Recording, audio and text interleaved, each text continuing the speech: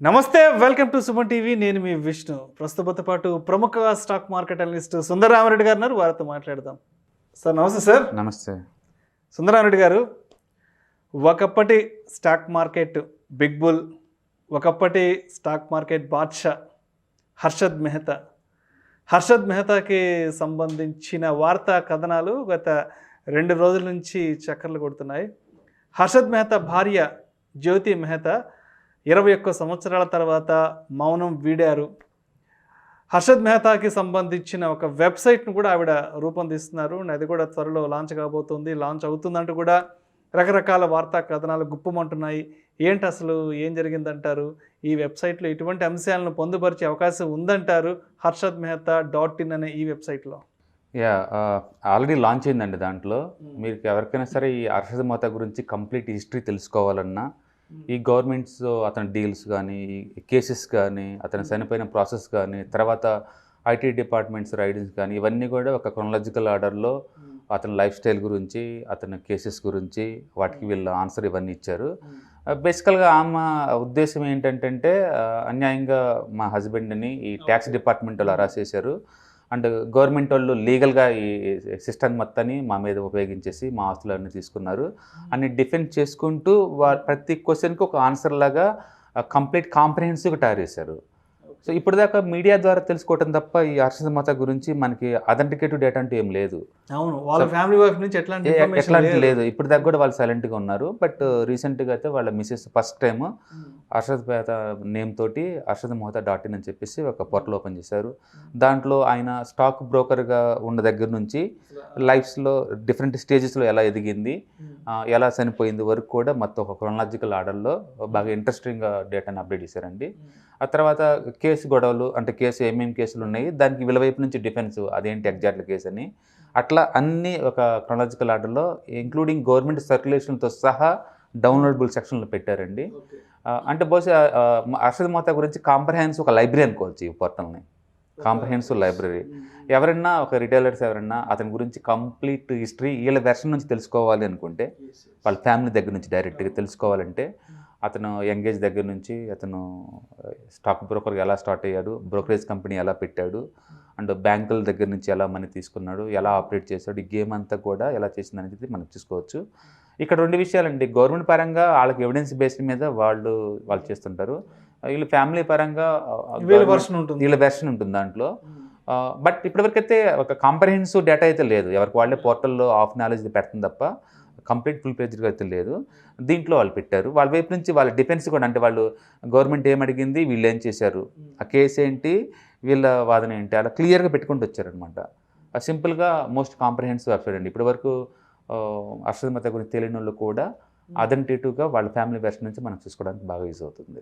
Right. అయితే ఈ 92లో అసలు ఏం జరిగింది, ఎటువంటి పరిస్థితుల్లో అసలు హర్షద్ మెహతాని వాళ్ళు పంపించడం అంతా కూడా జరిగింది అసలు? రైట్. సో స్టాక్ మార్కెట్ చరిత్రలో 92 అనేది చాలా స్పెషల్ అండి.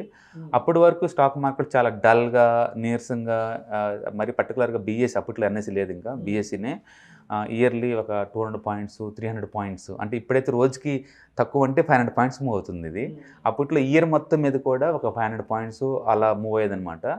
ఓన్లీ ఒక ఫినాన్స్ బ్యాక్గ్రౌండ్ ఉన్నవాళ్ళు, ఆ బాంబేలో చుట్టుపక్కల ఉన్నవాళ్ళు తప్ప అంతగా సీరియస్గా ఎవరు తీసుకునే వాళ్ళు కాదనమాట. అంటే 1875లో బ్రిటిష్ గవర్నమెంట్ వాళ్ళు స్టార్ట్ చేశారనే కానీ, బట్ హర్షద్ మెహతా వచ్చేంతవరకు కూడా బుల్ మార్కెట్స్ అయితే ఏం లేవు. అంటే చాలా సప్పగా ఉండే. మార్కెట్ నడుస్తుంది, అదొక ఇండస్ట్రీ, అది ఉంది, అది ఎకానమీకి ఈ విధంగా వెన్నదన్నగా ఉండబోతోంది అన్నంత కూడా ఎవరికి తెలియదు. ఒక ఇండస్ట్రీ లాగా ఉండేది, కొంచెం హైలీ ఇంటెలిజెంట్ గేమ్ లాగా ఉండేది అంతే అది. కానీ అతను వచ్చిన తర్వాత ఏంటంటే అది ఒక క్రేజీ అనమాట. అంటే స్టాక్ బ్రోకింగ్ కానీ, స్టాక్ మార్కెట్లో ఇన్వెస్ట్ చేయడం అనేది ఒక హీరోయిజం. ఇక్కడ తక్కువ టైంలో ఎక్కువ డబ్బులు సంపాదించుకునే ఒక అద్భుతమైన అవకాశం. అప్పుడు దాకా ఒక లాటరీ, ఒక హార్స్ రైడింగ్, ఒక పేకాట, ఒక గ్యాంబ్లింగ్ ఏ ఉండేవి. వాటి పక్కన కూడా స్టాక్ మార్కెట్ చేర్చిన ఘనత మాత్రం ఖచ్చితంగా అయిందే. ఒక సాధారణ కుటుంబం నుంచి వచ్చిన వ్యక్తి. రైట్. అతని లైఫ్ స్టైలే ఒక మెసేజ్ అనమాట, ఒక మెసేజ్ అది. దాంతో అతను హీరో. ఎంత హీరో అంటే 93లో 28 crores అడ్వాన్స్ ఇన్కమ్ ట్యాక్స్ కట్టిన ఏకైక వ్యక్తి అతనే. 93లో ఒక ట్రేడర్ అప్పట్లో అంత అమౌంట్ కట్టిన చరిత్ర అప్పుడే మనం చూసాం. అతను ఒక స్టార్ అనమాట, ఒక లైక్ మూవీస్కి అమితాబ్ బచ్చన్ ఎలాగనో అట్లానే ఒక స్టాక్ మార్కెట్లో ఒక హీరో ఇమేజ్ కమ్యూనిటీలో, ఈ స్టాక్ బ్రోకింగ్ కమ్యూనిటీలో ఒక హీరో ఇమేజ్ తెచ్చింది అతను ఎక్కడ పోతే అతను మీటింగ్ కోసం వెయిట్ చేయటం, అతను ఇంటర్వ్యూ కోసం వెయిట్ చేయటం, అతనితో ఫొటోస్ కోసం వెయిట్ చేయటం, ఒక స్టార్ ఇమేజ్ అనమాట అంతే ఆటోమేటిక్గా. స్టాక్ మార్కెట్కి అది ఒక అంటే దాన్ని డిఫేమ్ అనండి, ఫేమ్ అనండి, ఒక ఐకాన్ అయిపోయారు, ఒక ఐకాన్ తీసుకొచ్చిన ఘనత మాత్రం అదే అనమాట. సో అతను ఎదిగిన పద్ధతి కానీ, అతను ఒక సబ్ బ్రోకర్ దగ్గర నుంచి ఒక బ్రోకర్ లాగా ఎదగటం కానీ, అప్పుడు దాకా ఉన్న ఈ బ్రోకర్ మొత్తాన్ని ఇన్సైడ్ ఇన్ఫర్మేషన్లో ఎదురు తిరగటం కానీ, అలాగే వీళ్ళతో యుద్ధం చేయాలంటే పెద్ద మొత్తంలో డబ్బు కావాలని చెప్పేసి బ్యాంకింగ్ వ్యవస్థలో ఉన్న లూపుల్స్ వాడుకోవటం కానీ, ప్రతి స్టేజ్ కూడా ఒక మూవీలో కావాల్సినంత కంటెంట్ దొరికింది మనకు దాంట్లో, ప్రతి ఎపిసోడ్లో కూడా ఒక ఎపిసోడ్, ఒక సిరీస్ లాంటి ఎపిసోడ్. రైట్. అందుకని నో సర్ప్రైజ్ స్టాక్ మార్కెట్లో ఉన్న కొత్తగా వచ్చిన ట్రేడర్, ఇన్వెస్టర్ కావచ్చు, లేదా పాత తరం కావచ్చు, ఎవరైనా సరే బాంబే స్టాక్ ఎక్స్చేంజ్ అని ఎలా పేరు తెలుసుకోవాలో ఇతని నేమ్ కూడా అంతగా తెలుసుకుంటారు అనమాట. అండ్ రీసెంట్గా వచ్చిన స్కామ్ 92 సిరీస్ ఎంత ఫేమస్ అయిందో మీకు అందరికీ తెలుసు. ఓకే, సో బేసికల్గా ఏంటంటే ఒక లూప్ హోల్ని యూజ్ చేసుకొని ఎలా డబ్బు సంపాదించవచ్చు అనేది మనం చూడొచ్చండి ఇక్కడ. ఎతికల అనెతికలని పక్కన పెడితే ఒక సక్సెస్కి ఒక ఎగ్జైట్మెంట్ స్టోరీకి, ఒక 0 to హీరో ప్రాసెస్కి మాత్రం మనం హ్యాట్స్ ఆఫ్ చెప్పుకోవచ్చు. ఇవాళకి మాట్లాడుకుంటున్నాం, ఇప్పటికీ కాదు, ఎప్పటికీ. ఎందుకంటే ఇండియా 140 కోట్ల జనాభా, 140 కోట్ల జనాభా, ఇంతమందిలో మంత్లీ 85,000 సంపాదిస్తున్నామంటే నువ్వు టాప్ 1లో ఉంటావు, టాప్ 1%లో ఉంటావు. 35,000 రూపీస్ పర్ మంత్ సంపాదిస్తే నువ్వు టాప్ 5లో ఉంటావు. అంటే ఉన్న జనాభా అంతా కూడా just normal and middle class people ఇక్కడ. అంటే యావరేజ్ ఇన్కమ్ 25,000 అంతే ఇండియన్స్కి. అలాంటి ఆర్డినరీ ఫ్యామిలీలో పుట్టి అడ్వాన్స్ ట్యాక్స్ 28 crores పే చేసి స్టేజ్ దాకా ఎదగటం అనేది ఎక్స్ట్రా ఆర్డినరీ. అది మూవీస్లోనే సాధ్యం. అది నేను చెప్పాలంటే చాలా వాటికి ఇన్స్పిరేషన్. అది ఎక్కడో కథల్లో చూసే హీరోయిజం అనేది రియల్ టైంలో మన కళ్ళ ముందు కనపడటం అనేది ఎక్స్ట్రా ఆర్డినరీ అనమాట అది. ఓకే, ఇంతకీ ఆయన ఎదిగిన పద్ధతి ఏంటి అంటే, అప్పట్లో ఫిజికల్ మెథడ్ అంటే అవుట్ క్రై మెథడ్ అంటారు. అంటే రిలయన్స్ అని అరుచుకుంటా ఉంటే నెట్ ఇవి లేవు కదా, అందుకని ఫిజికల్గా ఆ లొకేషన్లో ఉండి పేపర్ బేస్డ్, అంత పేపర్ పెన్ను అంతే. రైట్, లోపలికి వెళ్ళాలి, షౌట్ చేయాలి, ఎవరికైనా కావాలంటే వాళ్ళు ఎక్స్చేంజ్ చేసుకునేవాళ్ళు అంతే. ఒక వేలం లాగా, వేలం పాట. అది రియల్గా పల్లెటూరులో జరిగే ఒక వేలం పాట అనమాట. ఫిజికల్గా అక్కడికి వెళ్ళాలి ఎవరికైనా కావాలంటే. వాళ్ళు కూడా విత్ సబ్ బ్రోకర్ దగ్గర నుంచి అనమాట. వాళ్ళు జాబర్స్ అంటారు యాక్చువల్గా, జాబర్స్. వాళ్ళ పని షౌట్ చేసుకుంటే అరవటో పాఠం అనమాట. ఎవరికి ఎంత గొంతు ఉంటే అంత వాళ్ళు ఎక్స్ట్రా ఇన్సెంటివ్స్ అలా ఇస్తారు అనమాట వాళ్ళకి. అలాంటి స్టేజ్లో కెరీర్ బిగిన్ తర్వాత ఆ స్టాక్ మార్కెట్లో ఇన్సైడ్ ఇన్ఫర్మేషన్ ఎలా వచ్చిందని చెప్పేసి అతను ముంబైలో ఉండటం వల్ల ముంబై చుట్టుపక్కల ఇండస్ట్రియల్ వాళ్ళకి తిరిగి వచ్చేసి అక్కడ ఉన్న మేనేజర్లతోటి అండ్ యూనియన్ లీడర్స్ తోటి ఇన్సైడ్ ఇన్ఫర్మేషన్ గ్యాదర్ చేసుకునేవాడు. దాంతో గుడ్ న్యూస్, బ్యాడ్ న్యూస్ ఎంతకంత లీక్ అయ్యి అతను ఎన్కాష్ చేసుకునేవాళ్ళు. ఇట్లా చిన్న అమౌంట్ చాలా కష్టం ముందు రోజుల్లో అని చెప్పేసి అసలు బడా స్టాక్ బ్రోకర్లు అమ్ముతుంటే వాళ్ళ దగ్గర నుంచి స్టాక్స్ కొని వాళ్ళని ఛాలెంజ్ చేసే స్టేజ్కి రావాలంటే ఇంకా చాలా పెద్ద మొత్తంలో డబ్బు కావాలని చెప్పేసి అర్థమైపోయితేను బ్యాంకింగ్ వ్యవస్థ మీద పడ్డాడు.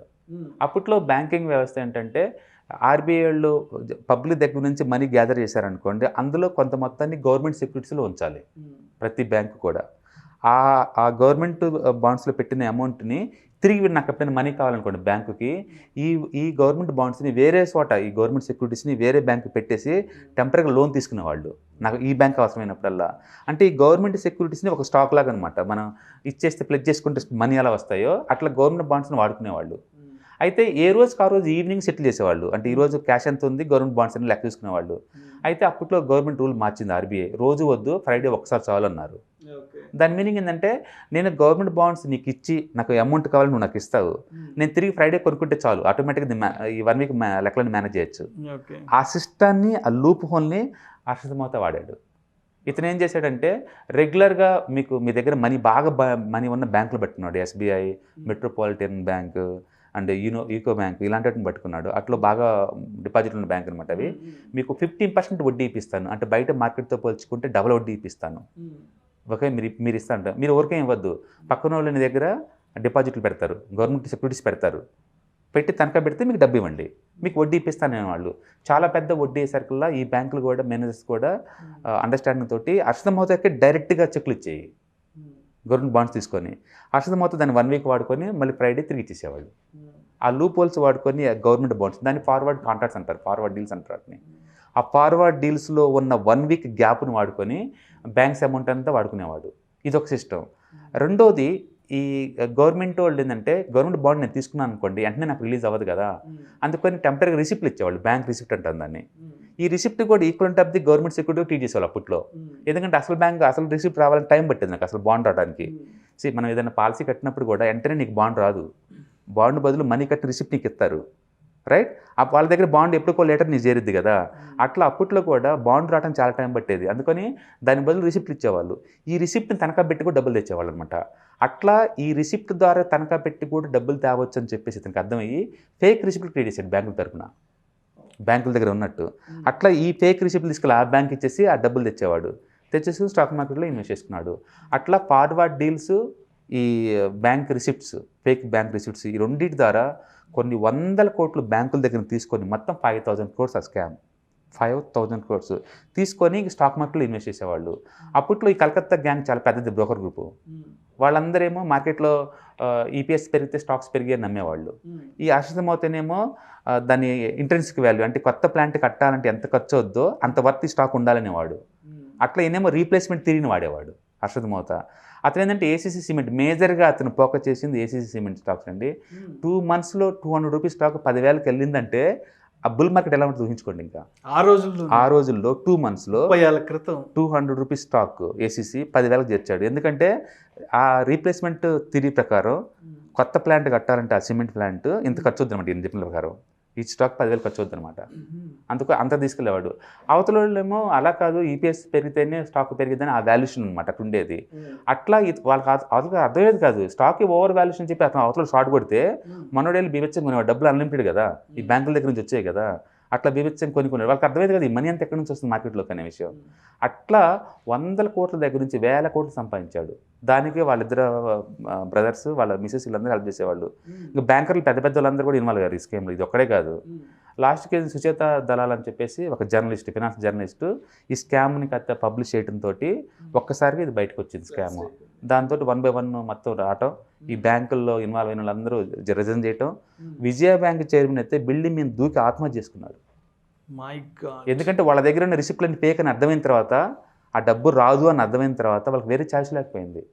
అప్పటిదాకా ఏంటంటే ఇది రిసిప్ట్ ఒరిజినల్ వేరే బ్యాంక్ దేమనుకున్నారు. అట్లా బ్యాంకింగ్లో రిసిప్ట్లని ఫేక్ అని ఆ రోజు అప్పుడే తెలియదు, వీళ్ళు ఈ స్కామ్ బయటకు వచ్చిందో తెలియదు.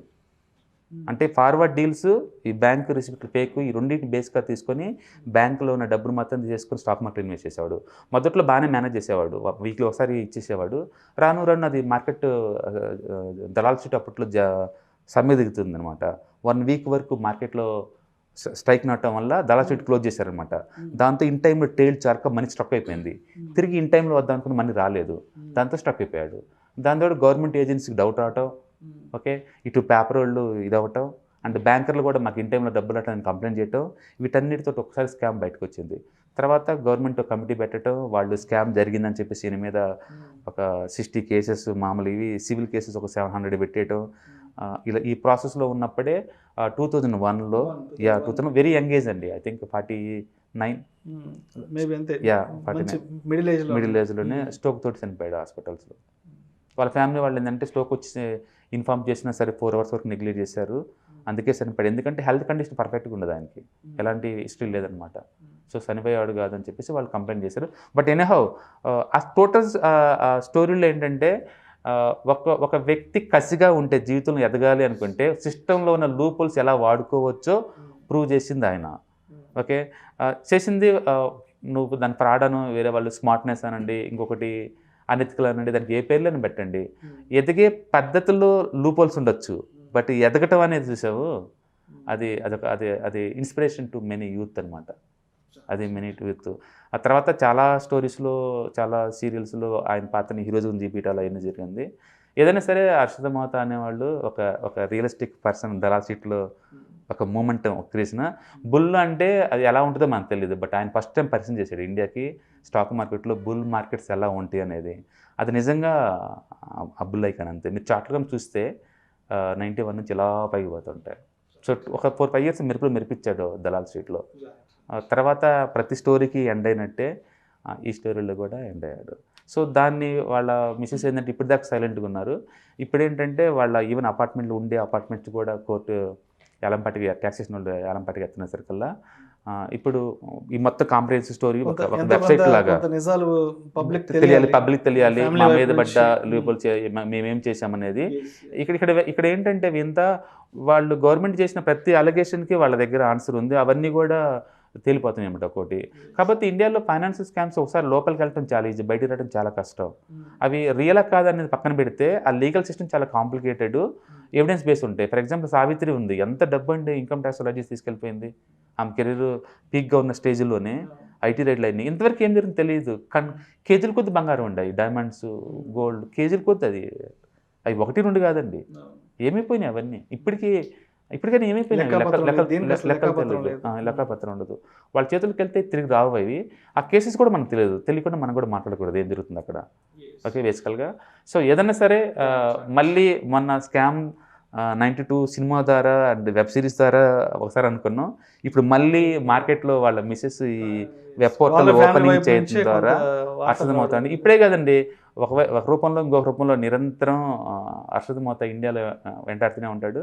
అండ్ తెలుసుకోవడానికి అందరూ ఇష్టపడతారు కూడా. ఎందుకంటే ఒక సినిమాలో కావాల్సిన ఆ పేదరికం, ఆ ధనవంతుల లైఫ్ స్టైల్, ఆ సస్పెన్స్, ఆ థ్రిల్లరు, ఈవెన్ చనిపోవటం కూడా ఏదో సినిమాలో చెప్పినట్టు స్ట్రోక్ తోటి సడన్గా మాయమైపోవటం, అవన్నీ ఒక మంచి సక్సెస్ఫుల్ సినిమాకి కావాల్సిన కంటెంట్ ఆయన దగ్గర ఉంది. ఆయన పీక్ రోజుల్లో ఉన్నప్పుడైతే 29 కార్లు అండి ఆయన దగ్గర ఉంది. ఇండియా మొత్తం మీద లెక్సస్ మోస్ట్ ఎక్స్పెన్సివ్ కార్ ఆయన దగ్గరే ఉండేది. దరిద్రాన్ని ఎంత చూశాడో, లగ్జరీ తనని అంత చూశాడు. అండ్ ఎక్కడ స్టాక్ మార్కెట్లో ఎక్కడ బ్యాంకర్లు అంటేనే హై ప్రొఫైల్స్, వాళ్ళతో గేమ్ ఆడటం అంటే మామూలు విషయం కాదు. ఎక్స్ట్రాడినరీ థింకింగ్ అది అసలు. అంటే గో ఫర్ బియాండ్ ఇమాజినేషన్. అది imagine దాటనమాట.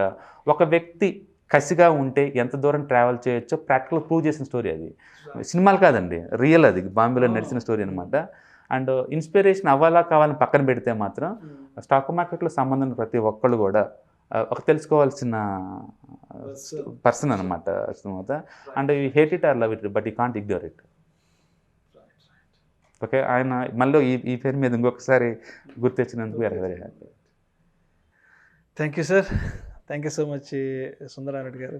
Harshad Mehta life journey అసలు ఆ రోజుల్లో ఏ విధంగా సాగింది, ఆయన ఎటువంటి పరిస్థితుల్లో ఒక మిడిల్ క్లాస్ ఒక ఫ్యామిలీ నుంచి అండ్ మార్కెట్ని కంట్రోల్ చేసే స్థాయికి ఏ విధంగా ఎదిగారు, అండ్ ఇప్పుడున్న ఈ వార్తలు ఎందుకు వస్తున్నాయి, వారి వైఫ్ మళ్ళీ వారి పేరు మీద ఒక వెబ్సైట్ని ఎందుకు తీసుకొస్తున్నారు అనే అంశాలన్నిటి గురించి చాలా కూలంకషంగా మన ప్రేక్షకులకు తెలియజేశారు. Thank you so much sir. Thank you sir.